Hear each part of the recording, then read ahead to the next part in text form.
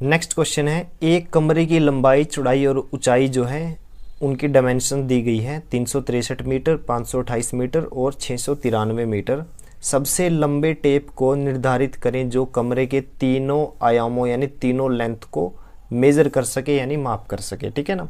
तो first length क्या है 363। अब आपको ये देखना है 363 किस किस से भाग होता है। तो ये तो 3 से भी भाग होता है। ठीक है ना, ये पूरी तरह 3 से भाग होता है। कैसे पता चला, डिजिट को जोड़ लीजिए, 3 और 6 9, 9 और 3 12। तो 12 अगर 3 से भाग होता है तो पूरी संख्या भी 3 से भाग होती है। तो 363 का एक फैक्टर 3 है। दूसरा क्या है, अगर मैं इसको 11 से डिवाइड करूं तो 11 तिया 33, फिर 3 कॉमन बचेगा, फिर 11 तिया 33। ठीक है ना। तो ये जो है 363 जो है वो 11 से भी भाग होता है और 3 से भी भाग होता है। ठीक है। और दोनों की मल्टीप्लिकेशन करूँ तो ये किससे भाग होता है 33 से भी। ठीक है। तो हमें 4 ऑप्शन में से कोई एक ऑप्शन चुनना है जो 3 और 11 से दोनों से भाग होता हो या एक से भी हो। ठीक है ना।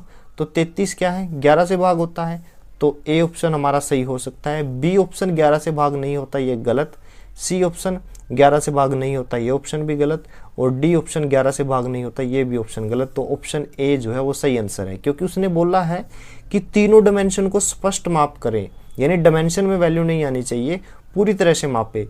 तो 33 जो है 363 को पूरी तरह से भाग कर रहा है। ठीक है ना। तो इसका मतलब अगर वो 33 मीटर वाला इंच टेप अगर 363 को मेजर कर रहा है और वो 3 दूसरे इंच टेप हैं जो इसको माप नहीं रहे हैं, तो यही सही आंसर है। ये इसको भी माप देगा 528 को और 693 को भी मापेगा। ठीक है ना। तो ऑप्शन जो ए है वो सही आंसर है।